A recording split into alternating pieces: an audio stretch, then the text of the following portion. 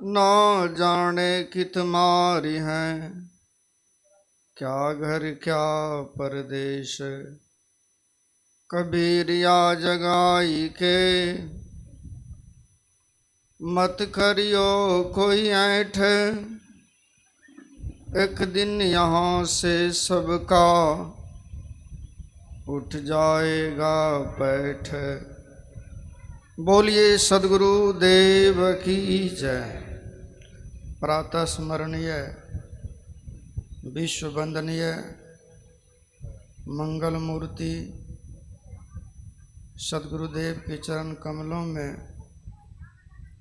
कोटि सनमन। मंच पर विराजमान आदरणीय श्री आदर स्वरूप साहब जी, श्री रवि साहब जी एवं मंच पर विराजमान हमारे बुजुर्ग पिता तुल्य बैठे हुए सज्जनों, इस सत्संग सभा में बैठी हुई धर्मशिला माता बहनों तथा देवियों, आज परम सौभाग्य की बात है जो श्री महेशला लाऊ के प्रांगण में प्रत्येक वर्ष की भांति इस वर्ष भी इस पंडाल में बैठकर हम सबों को संत महापुरुषों का दर्शन और उनकी अमृत वाणी सुनने का सुअवसर प्राप्त हुआ है। सद्गुरु कबीर साहब की साखी है, जीवन जोबन राज मद अभी चल रहा न कोई, जो दिन गया सत्संग में जीवन का फल सोए। जीवन जोबन,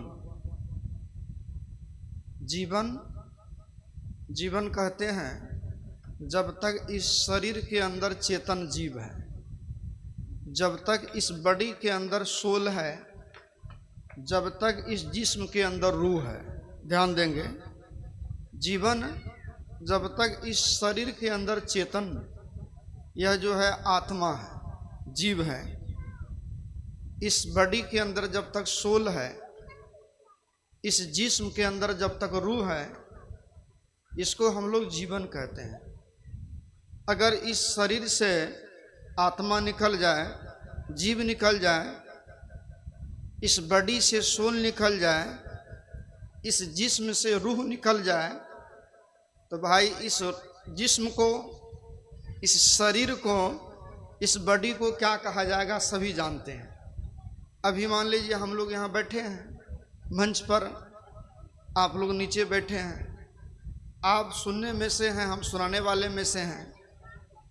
आप में से भी जो है चेतन जीव निकल जाए तो आप सुनने वाले नहीं रह पाएंगे, और मेरे अंदर से भी अगर जो है चेतन आत्मा, चेतन सोल, चेतन ब्रह्म निकल जाए तो मैं भी सुनाने वाला नहीं बच जाऊंगा।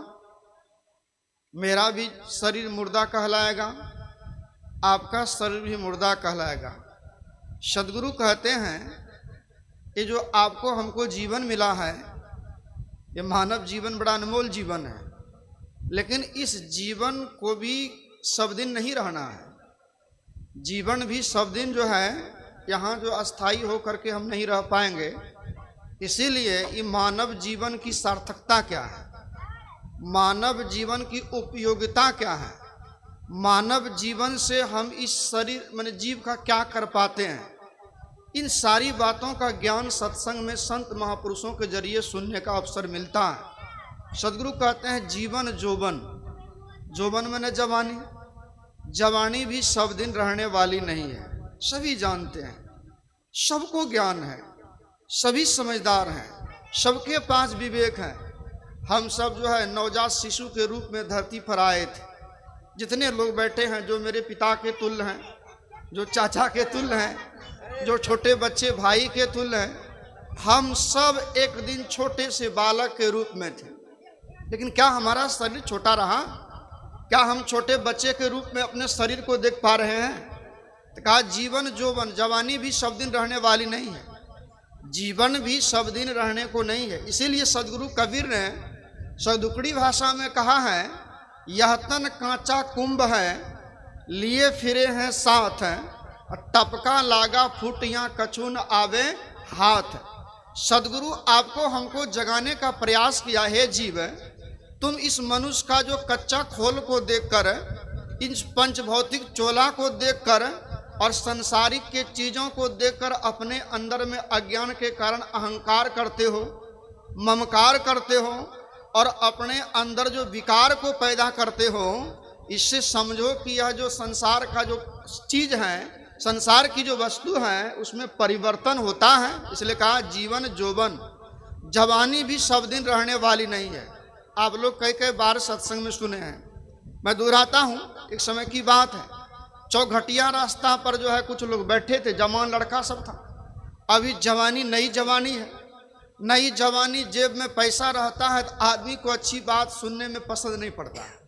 जब आदमी शरीर से लाचार हो जाता है, पॉकेट के पैसा घट जाता है, तब आदमी चाहता है कि कोई हमको उपदेश करे, कोई हमें अच्छी बात बतावे। तो दो चार लड़के जो है चौघटिया रास्ते पर बैठा हुआ है, एक बुजुर्ग बूढ़ा आदमी, समय का मारा, शरीर की लाचारी, सबको लाचार होना पड़ेगा। बहुत बोलने वाले को भी एक दिन चुप होना पड़ेगा, बहुत चलने वाले को भी एक दिन थमना पड़ेगा। भाव हमारा है, सबके शरीर की अवस्था ऐसी होगी, सबके जीवन में लाचारी आवेगी। इसलिए संत महात्मा कहते हैं, देखो भाई, शरीर को बूढ़ा होने से पहले, शरीर जवानी समाप्त होने से पहले मानव जीवन में अपने मन की विकार को दूर कर लें, अपने अंदर की गंदगी को साफ कर लें, अपने अंदर की अहंकार को साफ कर लें, अपने अंदर की क्रोध कामना को समाप्त कर लें, तब तो मानव जीवन सफल है। और न जवानी अगर आपका अमानत है, और जवानी रहते क्रोध, कपट, द्वेष, ईर्ष्या, अपने अंदर की जो है कामना को समाप्त नहीं किए हैं, तो दुनिया में अरबों खरबों की संपत्ति जोड़ लीजिए, दुनिया में करोड़ों की रुपया कमा लीजिए, और जब आंख बंद हो जाएगी तो कबीर साहब कहते हैं, यह तन कांचा कुंभ है, लिए फिरे हैं साथ, और टपका लागा फूटियां कछु न आवे हाथ। कुंभ कहते हैं मिट्टी की बर्तन को, कांचा बर्तन में ठोकर लगने के बाद वो खपट जाए, उसकी कोई गारंटी नहीं। उसी तरह आपका हमारा जीवन है। तो सदगुरु कहते हैं जीवन भी जो अस्थाई नहीं है, और जोवन कहते हैं जवानी को। जवानी के मद में माता हुआ दो चार को लड़का बैठ कर कोई सिगरेट पी रहा है, कोई खैनी खा रहा है, और कोई जो है मस्ती से अंगड़ाई लेकर के गा रहा है। इस बीच जो समय का मारा हुआ, शरीर से अस्वस्थ बूढ़े बाबा एक जो है बुजुर्ग हो गए थे। बुढ़ापा होने के कारण उनकी जो है कमर टेढ़ी हो गई थी, हाथ में एक लट्ठी ले लिए, और लट्ठी लेने के बाद कमर जो टेढ़ी हो गई थी, वे जमीन को देखते हुए जा रहे थे। जमीन को जो देखते हुए जा रहे थे, इस मचलता हुआ युवक सब जो है बूढ़ा से टोन करके आवाज में कहा, ए बुढ़वा, आए अहो बुढ़वा, आए। कहा बेटा क्या बात है? कहा आपका जो है क्या खो गया, क्या हरा गया है, क्या खो गई है? आप धरती पर खोजते हुए जा रहे हैं, आप जमीन में अपनी आंख को जो है टेक करके आप जमीन को देखते हुए चल रहे हैं, क्या खो गई है बाबा, क्या हो गया है बाबा? तो बाबा कहते हैं, बेटा बेटा हमारी जवानी खो गई है। हे बेटा, हम भी तुम्हारे तरह मस्त फकीर, हम जवान थे, हम भी जो है पहलवान थे, हम भी कूदने वाले थे, हम भी नौ हाथ फाड़ने वाले थे, हम भी जो है क्या कहते हैं मीटर का मीटर दौड़ने वाले में से। लेकिन बेटा आज हमारी अवस्था ऐसी हुई है, आज हम जमीन को जो है कमर टेढ़ी हो गई है, जो है जमीन को देखते हुए जा रहे हैं। कहने का मतलब है हम सब जितने भी इस शरीर में हैं, धरती पर जो भी प्राणी है, संत महात्मा कहते हैं एक दिन सबको लाचार होना पड़ेगा, सबको एक दिन धरती छोड़ना पड़ेगा। संत सदगुरु अध्यात्म के जरिए, सत्संग के जरिए, प्रवचन के जरिए, भजन के जरिए आपके तरह हमारे तरह माया में सोए हुए जीव को, अज्ञानता में डूबे हुए जीव को जगाने का प्रयास करता है कि भाई जगो। क्या जगो? मानव जीवन मिला है, मनुष्य शरीर मिला है, आया जीवन अनमोल रहने के बाद भी सब दिन नहीं रहेगा। जीवन जोबन राज मद। अभी इलेक्शन का समय है, पुराना वाला मुखिया सबका हालत पंचर है, अब बनने वाला सबका भी नींद जो है हराम है। भाव समझिए, कहा कि जो है जीवन भी अस्थाई नहीं है, जोवन भी रहने की चीज नहीं है। जीवन जोवन, राजमद, राजमद कहते हैं पद, मुखिया का पद है, मिनिस्टर का पद है, डॉक्टर का पद है, इंजीनियर का पद है, मजिस्ट्रेट का पद है, कमिश्नर का पद है। ध्यान देना, या कोई भी जो पद है ये पद अस्थाई रहने वाला है। जब इस शरीर ही अस्थाई नहीं रहने का चीज है भैया, तो क्या मजिस्ट्रेट अस्थाई रहेगा, क्या मुखिया अस्थाई रहेगा जी? तो सदगुरु कबीर साहब बड़ी समेट के कहते हैं जीवन भी रहने का नहीं है, जवानी भी नहीं रहेगी, और राजमद, ये जो अहंकार जो है मन में है कि जो है हम डॉक्टर, हम इंजीनियर, हम प्रोफेसर, हम लेक्चर, हम जो है मतलब मुखिया, हम सरपंच, और सचमुच में हम क्या है हमको आपको उसी का ज्ञान नहीं, वही ज्ञान संत महात्मा सत्संग में देते। आज संसारिक हम करके दुनिया से चले जाते हैं और हमको कुछ हाथ नहीं आता। तो संत कहते हैं तो भाई जीवन का फल क्या है, मानव जीवन की उपलब्धि क्या है?